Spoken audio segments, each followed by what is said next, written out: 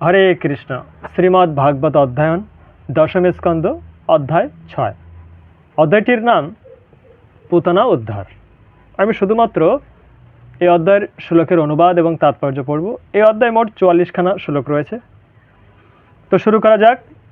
প্রথম শ্লোক অনুবাদ। শ্রী সুখদেব গোস্বামী বললেন, হে রাজন, পরীক্ষিত মহারাজকে সম্বোধন করে, নন্দ মহারাজ যখন গৃহে প্রত্যাবর্তন করছিলেন তখন তার মনে হয়েছিল যে বসুদেব যা বলেছেন তা মিথ্যা হতে পারে না। গোকুলে নিশ্চয়ই কোনো উৎপাতের ভয় রয়েছে। নন্দ মহারাজ যখন তার সুন্দর পুত্র শ্রীকৃষ্ণের বিপদের কথা চিন্তা করছিলেন তখন তার ভীষণ ভয় হয়েছিল এবং তিনি ভগবান শ্রীহরির শ্রীপাদ পদ্মে শরণাগত হয়েছিলেন। ভগবান শ্রীকৃষ্ণ তখন মাত্র 6 দিন বয়স, তখন এই পুতনা উদ্ধার লীলা হয়েছিল। প্রথম শ্লোকের তাৎপর্য। শুদ্ধ ভক্ত যখনই কোনো বিপদে পড়েন তিনি ভগবানের সুরক্ষা এবং আশ্রয়ের কথা চিন্তা করেন। ভগবদ গীতাতেও সেই উপদেশ দেওয়া হয়েছে, অনিত্যম অসুখম লোকম ইমাম প্রাপ্য ভজস্ব মাম। এই জড়জগতে প্রতি পদে পদে বিপদ, পদং পদং যদ বিপদম। অতএব ভক্তের পক্ষে প্রতি পদে ভগবানের শরণাগত হওয়া ব্যতীত অন্য আর কোনো উপায় নেই। দ্বিতীয় শ্লোকের অনুবাদ। নন্দ মহারাজ যখন গোকুলে ফিরে আসছিলেন তখন ভীষণ স্বভাবা বাল ঘাতিনী পুতনা নাম্নী রাক্ষসী পূর্বেই কংস কর্তৃক নিযুক্তা হয়ে নগর গ্রাম গোষ্ঠ প্রভৃতি স্থানে শিশু হত্যা করে ভ্রমণ করছিল। তৃতীয় শ্লোকের অনুবাদ। হে রাজন, যে স্থানে মানুষেরা শ্রবণ কীর্তনাদি ভগবত ভক্তির অঙ্গ অনুষ্ঠান করেন সেখানে রাক্ষস ইত্যাদির ভয় থাকে না। তাই গোকুলে যেখানে ভগবান স্বয়ং বিরাজমান ছিলেন সেখানে ভয়ের কোনো সম্ভাবনা ছিল না। তাৎপর্য। শ্রী সুখদেব গোস্বামী পরীক্ষিত মহারাজের দুশ্চিন্তা দূর করার জন্য এই কথাটি বলেছেন। পরীক্ষিত মহারাজ ছিলেন শ্রীকৃষ্ণের ভক্ত এবং তাই তিনি যখন জানতে পেরেছিলেন যে পুতনা গোকুলে উৎপাতের সৃষ্টি করেছিল তখন তিনি একটু বিচলিত হয়েছিলেন। সুখদেব গোস্বামী তাই তাকে আশ্বাস দিয়েছিলেন যে গোকুলে কোনো ভয়ের আশঙ্কা ছিল না। শ্রীল ভক্তিবিনোদ ঠাকুর গেয়েছেন, নামাশ্রয় করি যতনে তুমি থাকো আপন কাজে। এভাবে সকলকে হরে কৃষ্ণ মহামন্ত্র কীর্তন করার মাধ্যমে নামের আশ্রয় গ্রহণ করে নিজের কর্তব্য কর্মে যুক্ত থাকার উপদেশ দেওয়া হয়েছে। হরে কৃষ্ণ কৃষ্ণ কৃষ্ণ হরে হরে, হরে রাম রাম রাম হরে হরে। তাতে কোনো ক্ষতি নেই এবং তার ফলে যে লাভ হয় তা অকল্পনীয়। জড়জাগতিক দৃষ্টিতেও সমস্ত বিপদ থেকে রক্ষা লাভের জন্য হরে কৃষ্ণ মহামন্ত্র কীর্তন করা উচিত। এই জগৎ বিপদে পূর্ণ, পদং পদং যদ বিপদম। তাই হরে কৃষ্ণ মহামন্ত্র কীর্তন করতে করতে সকলকে অনুপ্রাণিত করা উচিত, যাতে পরিবার পরিজন সমাজ রাষ্ট্র ইত্যাদি সব কিছুই সমস্ত বিপদ থেকে মুক্ত হয়ে নিরাপদ হতে পারে। হরে কৃষ্ণ মহামন্ত্রের মহিমা এই শ্লোকে খুব ভালোভাবে দেওয়া হয়েছে। পরবর্তী শ্লোকের অনুবাদ। একসময় স্বেচ্ছা বিহারিণী পুতনা রাক্ষসী তার মায়াশক্তির বলে এক সুন্দরী নারীর রূপ ধারণ করে আকাশ মার্গে বিচরণ করতে করতে নন্দ মহারাজের আলয় গোকুলে প্রবেশ করেছিল। তাৎপর্যে প্রভুপাদ লিখেছেন, রাক্ষসীরা মায়াশক্তির বলে যন্ত্রের সাহায্য ছাড়াই আকাশে বিচরণ করতে পারে।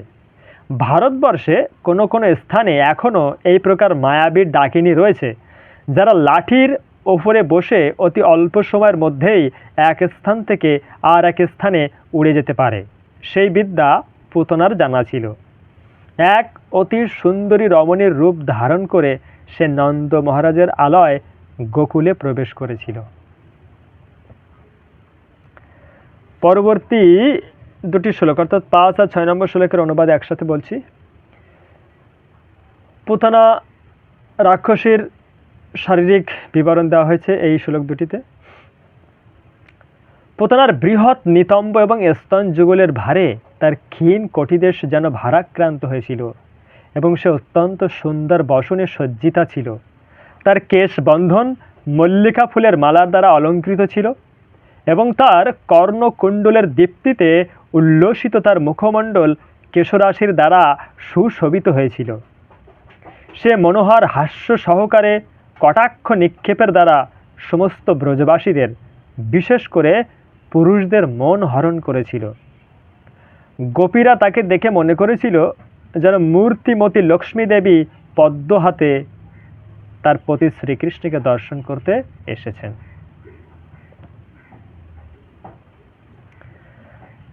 7 নম্বর শ্লোকের অনুবাদ। বালঘাতিনী পুতানা শিশু অন্বেষণ করতে করতে ভগবানের লীলা শক্তির দ্বারা প্রেরিত হয়ে বিনা বাধায় নন্দ মহারাজের গৃহে প্রবেশ করেছিল। কারো অনুমতি না নিয়ে সে নন্দ মহারাজের গৃহে প্রবেশ করে শয্যায় শায়িত ভস্মাচ্ছাদিত বন্যের মতো অনন্ত শক্তি সমন্বিত শিশু কৃষ্ণকে দর্শন করেছিল। সে বুঝতে পেরেছিল যে সেই শিশুটি কোনো সাধারণ শিশু ছিল না, সে ছিল সমস্ত অসুরদের সংহারক। তাৎপর্য: অসুরেরা সর্বদাই উৎপাত সৃষ্টি করে এবং সংহার কার্যে ব্যস্ত থাকে, কিন্তু নন্দ মহারাজের গৃহে শয্যায় যে শিশুটি শায়িত ছিল সে ছিল সমস্ত অসুরদের সংহারক। 8ম শ্লোকের অনুবাদ। শয্যায় শায়িত সর্বান্তর্যামী পরমাত্মা শ্রীকৃষ্ণ বুঝতে পেরেছিলেন যে বালঘাতিনী পুতনা তাকে হত্যা করতে এসেছে, তাই যেন ভয় ভীত হয়ে তিনি তার চক্ষু মুদ্রিত করেছিলেন। পুতনা তখন তার অন্তঃস্বরূপ শ্রীকৃষ্ণকে তার কোলে ধারণ করেছিল, ঠিক যেমন মূর্খ ব্যক্তি নিদ্রিত সর্বকে রজ্জু বলে মনে করে তাকে তার কোলে ধারণ করে। তাৎপর্য: এই শ্লোকে দুটি জটিলতা রয়েছে।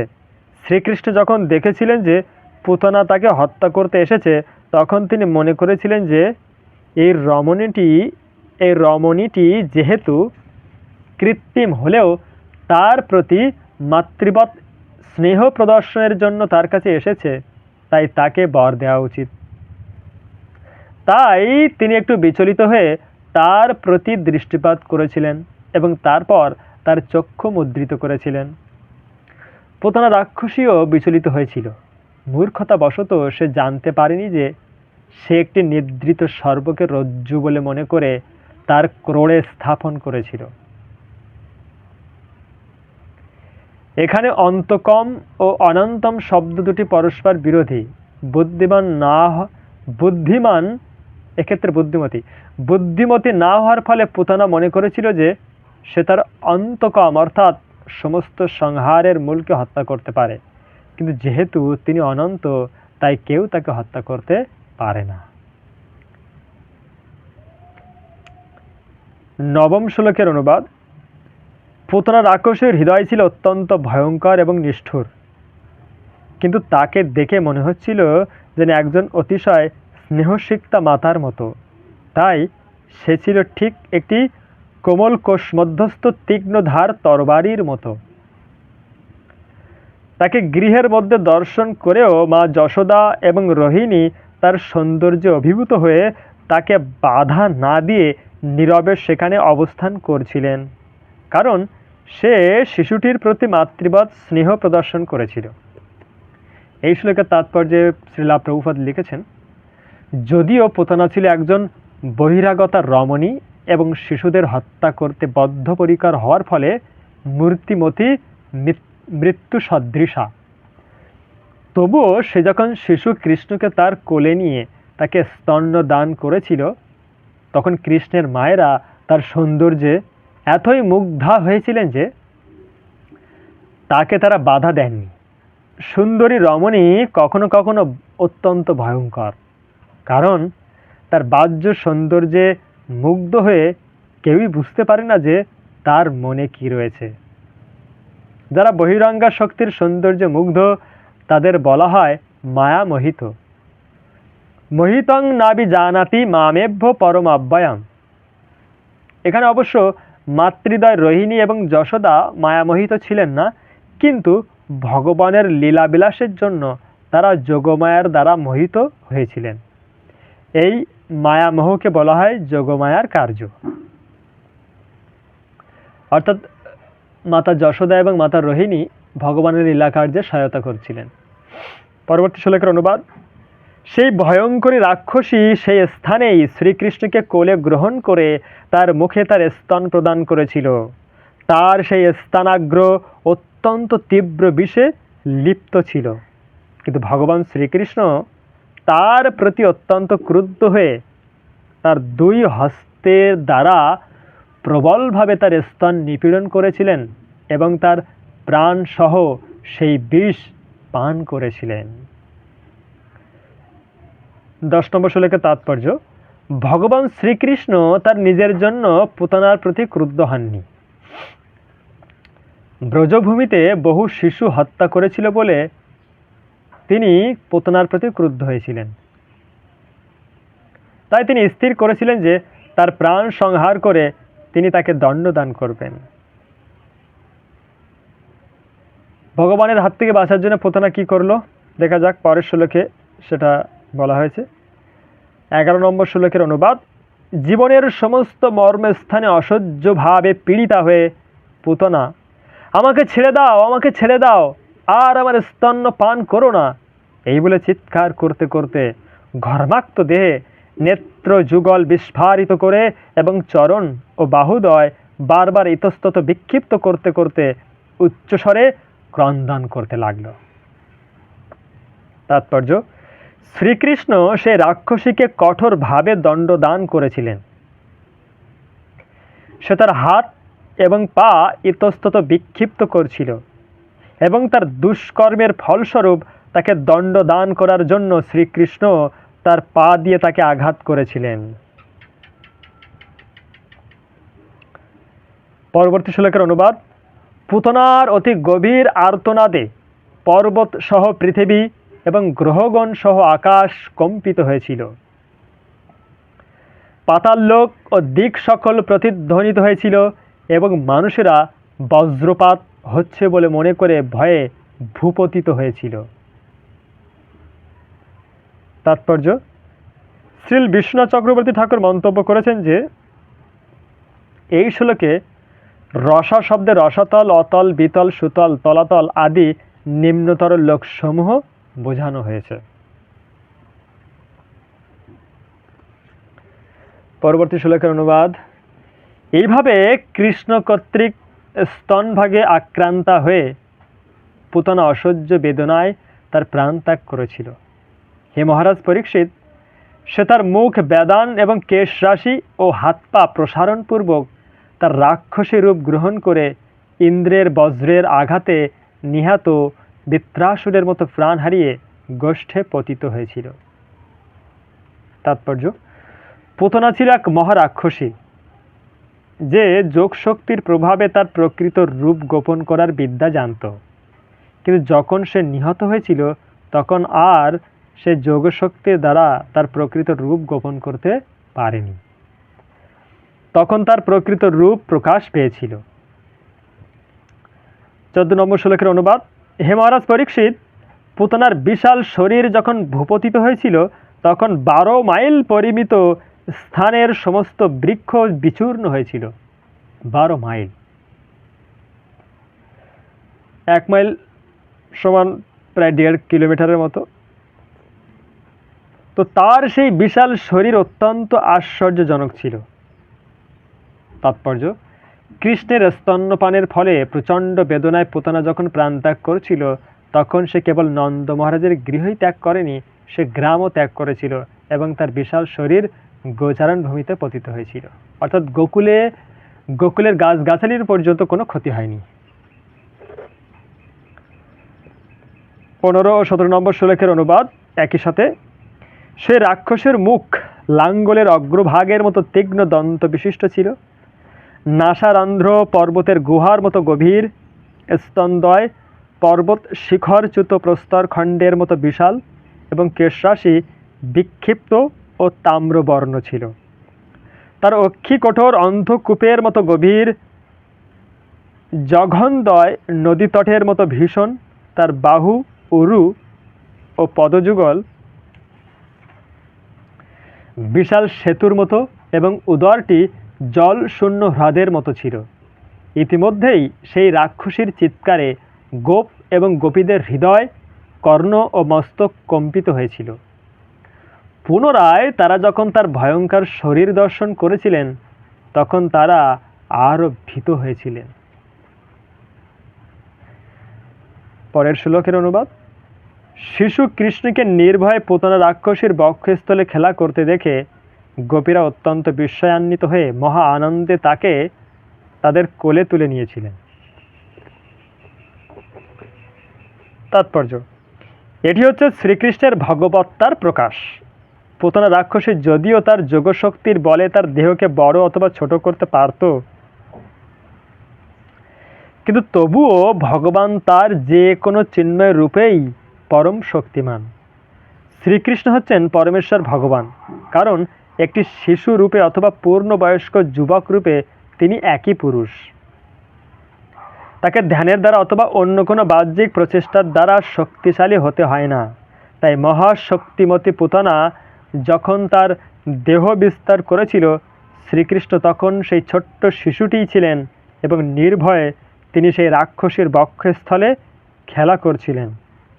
ষড়ৈশ্বর্যপূর্ণ ভগবান যে রূপেই নিজেকে প্রকাশ করুন না কেন, সর্ব অবস্থাতেই তিনি পূর্ণ শক্তি এবং ঐশ্বর্য সমন্বিত। তার শক্তি সর্বদাই পূর্ণ। পরাশ্ব শক্তির বিবিধৈব শ্রূয়তে। তিনি যে কোনো অবস্থাতেই তার সমস্ত শক্তি প্রদর্শন করতে পারেন। পরবর্তী শ্লোকের অনুবাদ। তারপর অন্য গোপীগণ সহ মা যশোদা এবং রোহিণী গোপুচ্ছ ভ্রমণ প্রভৃতি ক্রিয়ার দ্বারা সমস্ত বিঘ্ন থেকে শিশু শ্রীকৃষ্ণের সম্যকভাবে রক্ষা বিধান করেছিলেন। এই শ্লোকের তাৎপর্য, কৃষ্ণ যখন এই মহা বিপদ থেকে রক্ষা পেয়েছিলেন তখন মা যশোদা ও রোহিণী বিশেষভাবে উদ্বিগ্ন হয়েছিলেন এবং অন্যান্য বয়স্কা গোপীরাও তাদেরই মতো চিন্তান্বিতা হয়েছিলেন। এখানে আমরা দেখতে পাই যে গৃহস্থালিতে মহিলারা কেবল গাভীর সহায়তায় শিশুদের রক্ষণাবেক্ষণ করতে পারতেন। এখানে বর্ণনা করা হয়েছে যে গোপুচ্ছ ভ্রমণ ক্রিয়া দ্বারা কিভাবে শিশুকে সর্বতোভাবে রক্ষা করতে হয় তা তারা জানতেন। গো রক্ষার ফলে কত সুযোগ সুবিধা লাভ করা যায়, কিন্তু মানুষেরা সেই বিদ্যা ভুলে গেছে। তাই শ্রীকৃষ্ণ ভগবদ্গীতায় গোরক্ষার মাহাত্ম্য সম্বন্ধে গুরুত্ব দিয়েছেন। কৃষি গোরক্ষ বাণিজ্যম বৈশ্যকর্ম স্বভাবজম। বৃন্দাবনের আশেপাশের গ্রামগুলিতে গ্রামবাসীরা এখনও কেবলমাত্র গোরক্ষার দ্বারা সুখে শান্তিতে জীবনযাপন করে। তারা গোবর শুকিয়ে তা ইন্ধন রূপে ব্যবহার করে, অর্থাৎ জ্বালানি রূপে। তাদের গৃহে যথেষ্ট পরিমাণ শস্য সঞ্চিত থাকে এবং গোরক্ষার ফলে তারা তাদের সমস্ত অর্থনৈতিক সমস্যার সমাধানের জন্য যথেষ্ট পরিমাণ দুধ এবং দুগ্ধজাত দ্রব্য প্রাপ্ত হয়। কেবলমাত্র গোরক্ষার দ্বারা গ্রামবাসীরা অত্যন্ত শান্তিপূর্ণভাবে জীবনযাপন করে। এমনকি গোবর এবং গোমূত্রেও ঔষধি গুণ রয়েছে। বর্তমানে বিজ্ঞানীরা সেটা প্রমাণ করে দেখিয়েছেন। 20তম শ্লোকের অনুবাদ। শিশুটিকে গোমূত্র দ্বারা স্নান করিয়ে গোধূলি লিপ্ত করা হয়েছিল। তারপর গোময় দ্বারা ললাট আদি দাদার সঙ্গে ভগবানের বিভিন্ন নাম লিখে তিলক অঙ্কন করা হয়েছিল। এইভাবে শিশুটির রক্ষা বিধান করা হয়েছিল। আমরা যেমন দাদার সঙ্গে তিলক ধারণ করি, ওং কেশবায় নম, ওং নারায়ণায় নম, ওং মাধবায় নম, ওং গোবিন্দায় নম, ওং বিষ্ণবে নম, ওং মধুসূদনায় নম, ওং ত্রিবিক্রমায় নম, ওং বামনায় নম, ওং শ্রীধরায় নম, ওং ঋষিকেশায় নম, ওং পদ্মনাভায় নম, ওং দামোদরায় নম। একই রকমভাবে শ্রীকৃষ্ণকেও তারা গোময় দিয়ে দাদার সঙ্গে তিলক লেপন করলেন। গোপীরা প্রথমে আচমনপূর্বক তাদের অঙ্গে এবং করদয়ে বীজ ন্যাস করে তারপর বালকের অঙ্গেও সেই মন্ত্র প্রয়োগ করেছিলেন, মানে আচমন করে। তাৎপর্য, ন্যাস মন্ত্রে ডান হাতে জল নিয়ে তা পান করে আচমন করা হয়। অঙ্গ শুদ্ধ করার জন্য বিভিন্ন বিষ্ণু মন্ত্র রয়েছে। গোপীগণ প্রকৃতপক্ষে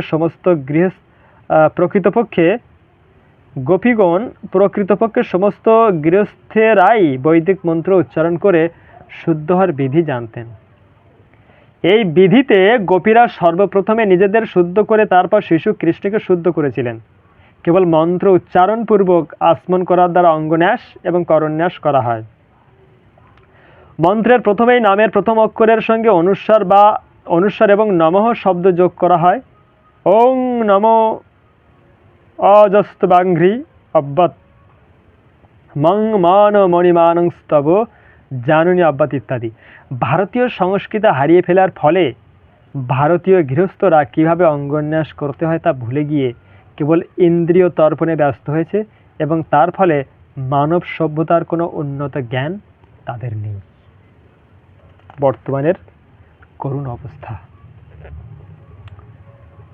পরবর্তী 22 এবং 23 এই দুটি শ্লোকের অনুবাদ। শ্রী সুখদেব গোস্বামী মহারাজ পরীক্ষিতকে বলেছিলেন যে গোপীরা যথাযথ বিধি অনুসারে এই মন্ত্রের দ্বারা তাদের শিশুপুত্র কৃষ্ণকে রক্ষা করেছিলেন। অজ তোমার পদযুগল রক্ষা করুন, মণিমান জানুদয় রক্ষা করুন, যজ্ঞ উরুদয়, অচ্যুত কোটিতট, হয়গ্রীব জঠরদেশ, কেশব হৃদয়, ঈশ বক্ষস্থল, সূর্য কণ্ঠদেশ, বিষ্ণু বাহু, উরুক্রম মুখমণ্ডল, ঈশ্বর মস্তক, চক্রী সম্মুখভাগ, গদাধারী শ্রীহরি পশ্চাৎভাগ, ধনুর্ধারী মধুরিপু ও অশীধারী অজন তোমার উভয় পার্শ্ব এবং শঙ্খধারী উরুগায় কোণসমূহে, উপেন্দ্র উপরিভাগে, গরুড় ভূতলে এবং হলদার পুরুষ চতুর্দিকে তোমাকে রক্ষা করুন। এই শ্লোকের তাৎপর্য: আধুনিক সভ্যতার মাপকাঠিতে যারা খুব একটা উন্নত নয়, সেই কৃষকদের গৃহের রমণীরাও গোময় এবং গোমূত্রের সাহায্যে কিভাবে মন্ত্র উচ্চারণ করে শিশুকে রক্ষা করতে হয় তা জানতেন। মহাবিপদ থেকে মহতী সুরক্ষা প্রদান করার এটি একটি সরল এবং ব্যবহারিক পন্থা ছিল। কি করে তা করতে হয় মানুষের জানা কর্তব্য, কারণ এটি বৈদিক সভ্যতার একটি অঙ্গ। পরবর্তী শ্লোকের অনুবাদ। ঋষিকেশ তোমার সমস্ত ইন্দ্রিয় রক্ষা করুন, নারায়ণ তোমার প্রাণ রক্ষা করুন, শ্বেতদ্বীপ অধিপতি তোমার হৃদয় রক্ষা করুন এবং ভগবান যোগেশ্বর তোমার মনকে রক্ষা করুন। পরবর্তী 2526 নম্বর শ্লোকের অনুবাদ। পৃষ্টিগর্ভ তোমার বুদ্ধি রক্ষা করুন এবং পরমেশ্বর তোমার আত্মাকে রক্ষা করুন। খেলা করার সময় গোবিন্দ তোমাকে রক্ষা করুন এবং শয়নকালে মাধব তোমাকে রক্ষা করুন। সবগুলো নামই ভগবান শ্রীকৃষ্ণেরই নাম। গমনকালে বৈকুণ্ঠ তোমাকে রক্ষা করুন এবং উপবেশনকালে লক্ষ্মীপতি নারায়ণ তোমাকে রক্ষা করুন। তেমনি সমস্ত দুষ্ট গ্রহের ভয়ঙ্কর শত্রু যজ্ঞভুক তোমার উপভোগের সময় সর্বদা তোমাকে রক্ষা করুন। পরবর্তী শ্লোকের অনুবাদ। ডাকিনী, জাতুধানী ও কুষ্মাণ্ড নামক দুষ্ট ডাইনিরা শিশুদের সবচাইতে বড় শত্রু। আর ভূত, প্রেত, পিশাচ, যক্ষ, রাক্ষস, বিনায়ক, কোটরা, রেবতী, জ্যেষ্ঠা, পুতনা, মাতৃকা আদি প্রেতাত্মারা বিস্মৃতি, উন্মাদনা এবং দুঃস্বপ্ন উৎপাদন করে দেহ, প্রাণ এবং ইন্দ্রিয়কে সর্বদা কষ্ট দেয়। বৃদ্ধ গ্রহের মতো তারা মহা উৎপাত সৃষ্টি করে, বিশেষ করে শিশুদের। কিন্তু শ্রীবিষ্ণুর নাম উচ্চারণের ফলে তাদের বিনাশ করা যায়, কারণ ভগবান শ্রীবিষ্ণুর নাম ধ্বনিত হলেই তারা সকলে ভীত হয়ে দূরে পালিয়ে যায়। ব্রহ্মসংহিতায় উল্লেখ করা হয়েছে, অদ্বৈতম অচ্যুতম অনাদিম অনন্ত রূপম আদ্যম পুরাণ পুরুষম নব যৌবনঞ্চ বেদেশু দুর্লভম অদুর্লভম আত্মভক্ত গোবিন্দম আদিপুরুষম তামহম ভজামি। আমি আদিপুরুষ গোবিন্দের ভজনা করি, যিনি অদ্বৈত, অচ্যুত এবং অনাদি। তিনি বহু রূপে নিজেকে বিস্তার করলেও তিনি আদিপুরুষ, এবং যদিও তিনি সব চাইতে প্রবীণ, তবুও তিনি নবযৌবন সমন্বিত। ভগবানের এই নিত্য আনন্দময় এবং জ্ঞানময় রূপ বেদের পাণ্ডিত্যের দ্বারা জানা যায় না, কিন্তু তার শুদ্ধ ভক্তের কাছে তিনি আপনা থেকেই প্রকাশিত হন। আমরা যখন শরীরে তিলক অঙ্কন করি, তখন ভগবান শ্রী বিষ্ণুর 12টি নাম উচ্চারণের দ্বারা আমরা দেহকে সুরক্ষা প্রদান করি। যদিও গোবিন্দ অথবা শ্রী বিষ্ণু এক, তবুও তার বিভিন্ন নাম এবং রূপ রয়েছে, যার দ্বারা তিনি ভিন্ন ভিন্ন কার্য করেন। কিন্তু কেউ যদি একসঙ্গে সবকটি নাম স্মরণ করতে না পারেন, তাহলে তিনি কেবল শ্রী বিষ্ণু শ্রী বিষ্ণু শ্রী বিষ্ণু উচ্চারণ করে সর্বদা ভগবান শ্রী বিষ্ণুকে স্মরণ করতে পারেন। বিষ্ণুর আরাধনাং পরম, এটি হচ্ছে সর্বশ্রেষ্ঠ আরাধনা। কেউ যদি সর্বদা বিষ্ণুকে স্মরণ করতে পারেন তাহলে তিনি বহু দুষ্ট গ্রহের দ্বারা আক্রান্ত হলেও নিঃসন্দেহে সুরক্ষিত থাকবেন। আয়ুর্বেদ শাস্ত্রে নির্দেশ দেওয়া হয়েছে ঔষধি চিন্তয়েৎ বিষ্ণু, এমনকি ঔষধ গ্রহণ করার সময়ও শ্রী বিষ্ণুকে স্মরণ করা উচিত, কারণ ঔষধি সব কিছু নয়, শ্রী বিষ্ণুই হচ্ছেন প্রকৃত রক্ষক। এই জড়জগৎ বিপদে পূর্ণ, তাই বৈষ্ণব হয়ে নিরন্তর বিষ্ণুকে স্মরণ করা উচিত। হরে কৃষ্ণ মহামন্ত্র কীর্তনের ফলে তা অত্যন্ত সহজে সম্পাদন করা যায়। তাই শ্রী চৈতন্য মহাপ্রভু নির্দেশ দিয়েছেন কীর্তনীয় সদাহরি, পরং বিজয়তে শ্রীকৃষ্ণ সংকীর্তনাম এবং কীর্তনাদেব কৃষ্ণস্য মুক্ত সঙ্গ পরং ব্রজেত। 30তম শ্লোকের অনুবাদ। শ্রী সুখদেব গোস্বামী বললেন, মা যশোদা আদি গোপীরা মাতৃস্নেহের বন্ধনে আবদ্ধ ছিলেন। এইভাবে মন্ত্র উচ্চারণ করে শিশুটির রক্ষা ক্রিয়া সম্পাদন করে মা যশোদা তাকে স্তন্যপান করিয়েছিলেন এবং তারপর তাকে শয্যায় শয়ন করিয়েছিলেন।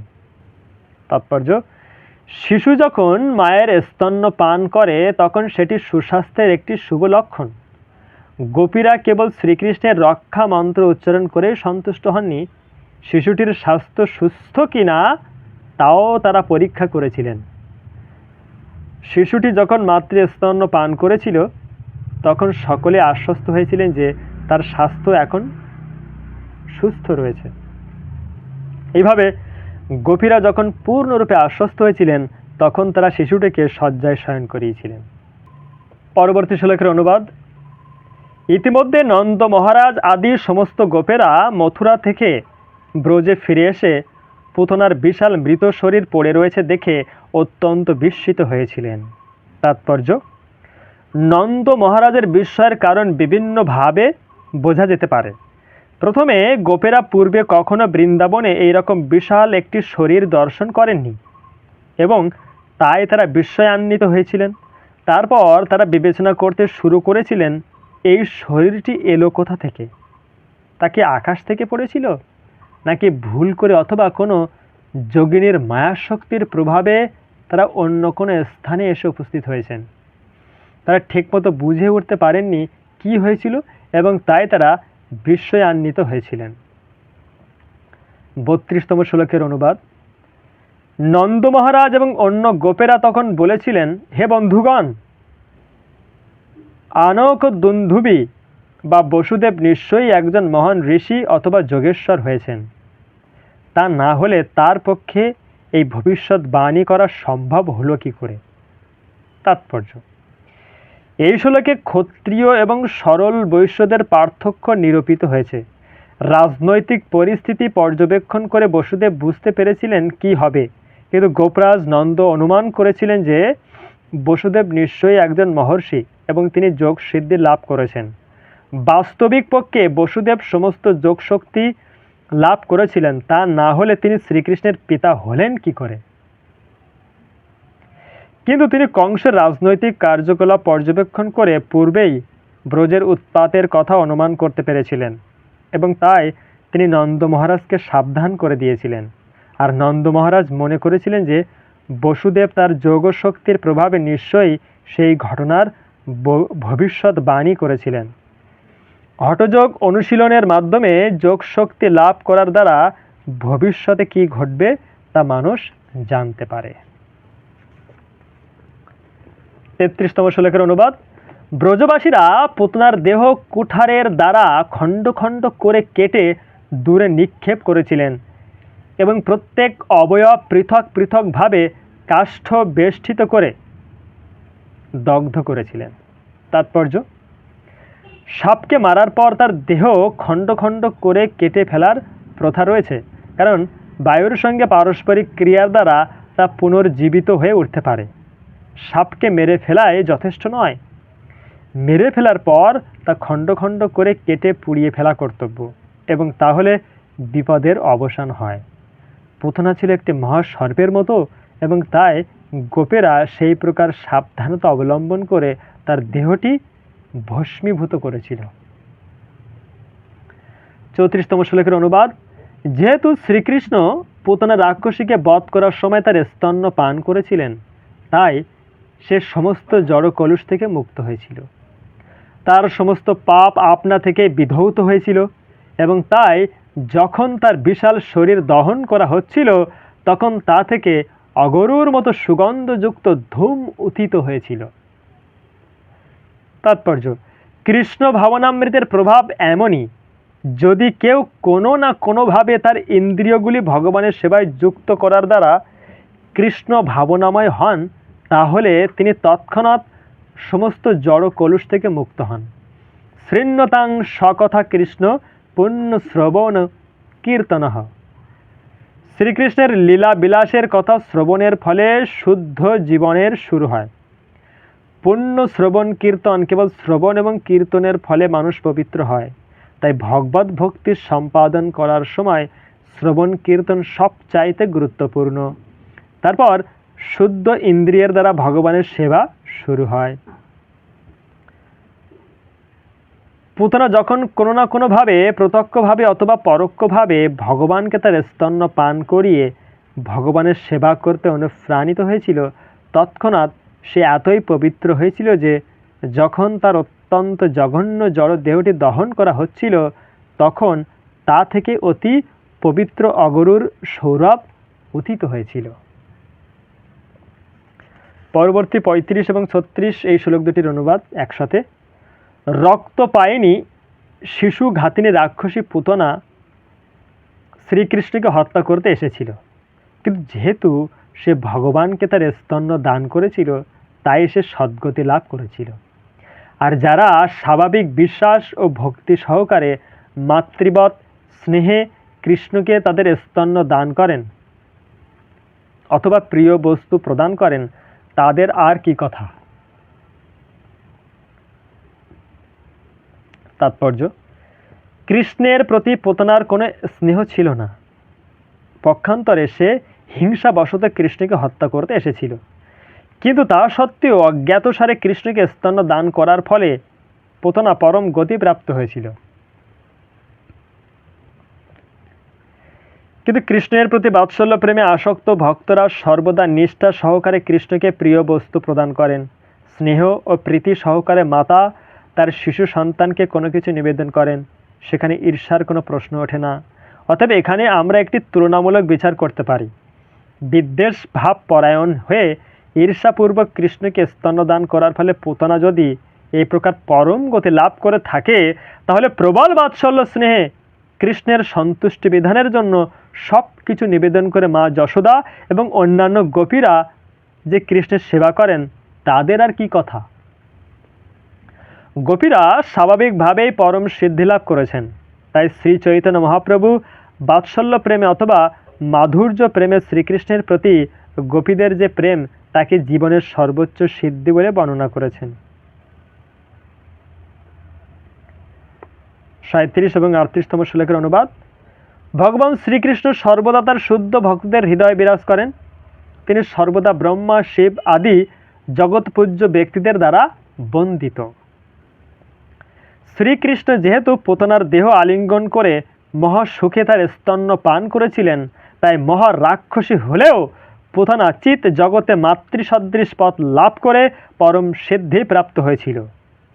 তাহলে মহাসুখে শ্রীকৃষ্ণ যে সমস্ত গাভীদের স্তন ক্ষীর পান করেছিলেন এবং মাতৃবৎ স্নেহে যারা শ্রীকৃষ্ণকে তাদের দুগ্ধ প্রদান করেছিলেন, তাদের আর কি কথা।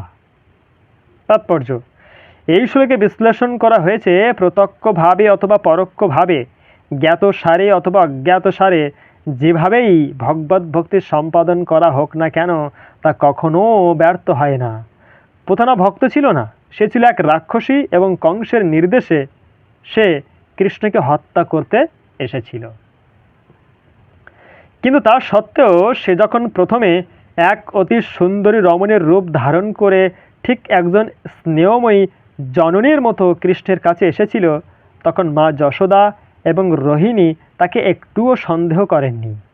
ভগবান এইসব বিবেচনা করেছিলেন এবং তার ফলে সে আপনা থেকেই মা যশোদার মতো মাতৃপদ লাভ করেছিল। শ্রী বিশ্বনাথ চক্রবর্তী ঠাকুর বিশ্লেষণ করেছেন যে এই স্থিতিতে সে অনেক ভূমিকা অবলম্বন করতে পারে। পুতনা তৎক্ষণাৎ বৈকুণ্ঠ লোকে উন্নীত হয়েছিল, যা কখনো কখনো স্বর্গ বলে বর্ণনা করা হয়। এই শ্লোকে যে স্বর্গের উল্লেখ করা হয়েছে তা এই জড় জগতের স্বর্গলোক নয়, তা হচ্ছে চিৎ জগৎ। বৈকুণ্ঠ লোকে পুতনা ধাত্রীর পদ প্রাপ্ত হয়েছিল, যে কথা উদ্ধব বর্ণনা করেছেন। গোলক বৃন্দাবনে মা যশোদাকে সাহায্য করার জন্য পুতনা ধাত্রী এবং দাসীর পদ প্রাপ্ত হয়েছিল। 39 এবং 40 এই দুটি শ্লোকের অনুবাদ একসাথে। ভগবান শ্রীকৃষ্ণ মুক্তি অথবা ব্রহ্ম সাহায্য আদি বহু বর প্রদাতা।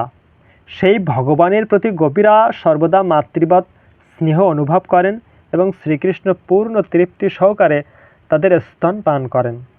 তাই তাদের মাতা পুত্রের সম্পর্কের কারণে গোপীরা নানা প্রকার পারিবারিক কার্যকলাপে ব্যস্ত থাকলেও কখনো মনে করা উচিত নয় যে তারা তাদের দেহত্যাগের পর পুনরায় এই জগতে ফিরে আসবেন।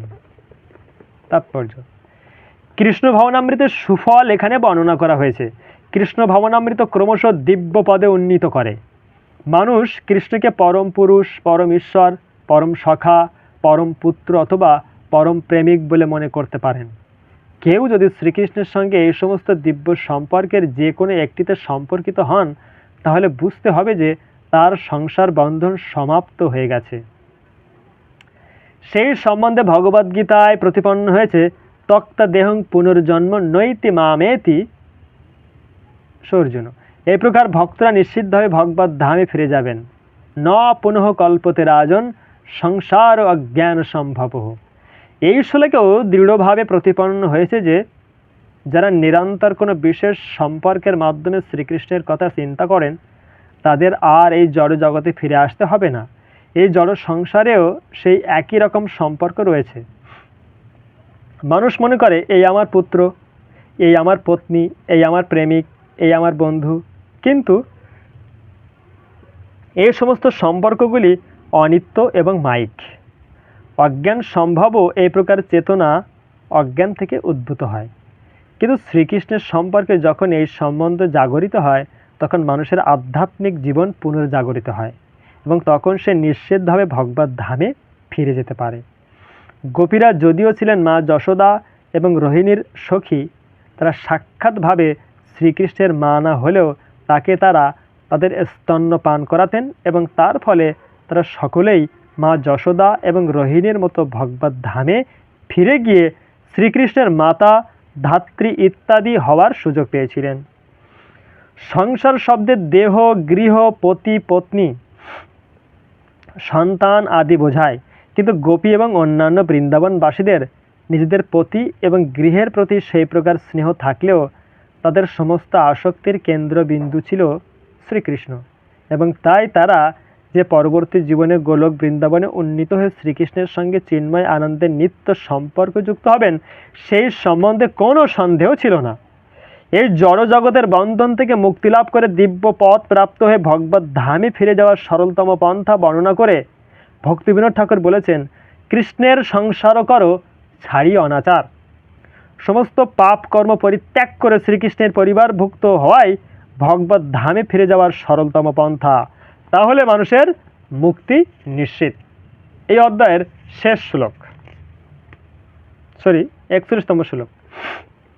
মোট 44টি শ্লোক রয়েছে। 41তম শ্লোকের অনুবাদ: পুতনার দেহ দহনের ফলে নির্গত ধূমের সৌরভ আঘ্রাণ করে দূরগত ব্রজবাসীরা অত্যন্ত আশ্চর্যান্বিত হয়ে জিজ্ঞাসা করেছিলেন, এই সৌরভ আসে কোথা থেকে? এইভাবে বলতে বলতে তারা পুতনার দেহ যেখানে দহন করা হচ্ছিল সেখানে গিয়েছিলেন।